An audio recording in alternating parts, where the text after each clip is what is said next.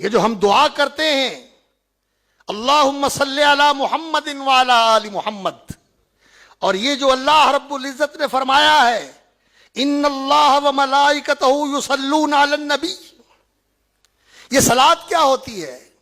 عام طور پر لوگ کہہ دیتے ہیں کہ یہ اللہ کی رحمت ہوتی ہے. نہیں، یہ کم نظری ہے، یہ کوتاہ فہمی ہے. اللہ رب العزت نے صابرین کی تعریف کرتے ہوئے فرمایا اولئک علیہم صلوات من ربہم ورحمہ، کہ ان صبر کرنے والوں کو بشارت دے دو کہ ان پر اللہ رب العزت کی طرف سے صلوات بھی اترتی ہے اور اللہ کی رحمتیں بھی برستی ہیں. صلوات کا الگ ذکر فرمایا، رحمت کا الگ ذکر فرمایا. اس کا یہ معنی تو نہیں رحمتیں بھی اترتی ہیں رحمتیں بھی اترتی ہیں، نہیں، صلوات اور ہے، رحمت اور ہے. وہ صلوات کیا ہے؟ ابو العالیہ بہت بڑے مفسر ہیں، تابعی ہیں، وہ کہتے ہیں صلوات یہ ہے کہ اللہ تعالیٰ اپنے درباری فرشتوں میں ان کے سامنے اپنے پیغمبر کی تعریف کرتا ہے اور ان کا مقام اونچا کرتا ہے، اور پوری دنیا کے دلوں میں اور ان کی زبانوں پہ اللہ رب العزت نے اپنے پیغمبر کا ذکر خیر رکھ دیا ہے.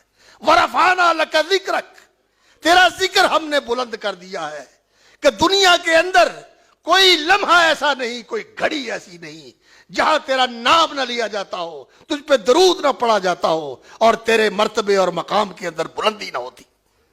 وَرَفَعْنَا لَكَ ذِكْرَكَ، تو رسول اکرم صلی اللہ علیہ وسلم کی تعریف تو اللہ کر رہا ہے. وَرَفَعْنَا لَكَ ذِكْرَكَ، اس لیے غالب نے کہا غالب ثنائے خواجہ بیزداں گذاشتم کہ یہاں ذات پاک مرتبہ دان محمد است. انہیں پتا ہے کہ محمد کو میں نے کیا مقام دیا ہے، جو اس نے تعریف کی ہے اس سے بڑھ کر کس کی تعریف ہو سکتی ہے، اور یہ بالکل برحق ہے. اللہ کی تعریف کے بعد کسی کی تعریف کی ضرورت نہیں رہتی. لیکن ہم جو تعریف کرتے ہیں، ان کی محبت کا اظہار کرتے ہیں ان سے، کہ ان کی تعریف کرنے سے اس زبان کی اور اس گناہ گار کی بھی اللہ تعریف کرتے ہیں کہ یہ میرے نبی پہ صلوات پڑھ رہا ہے. اللہ اکبر.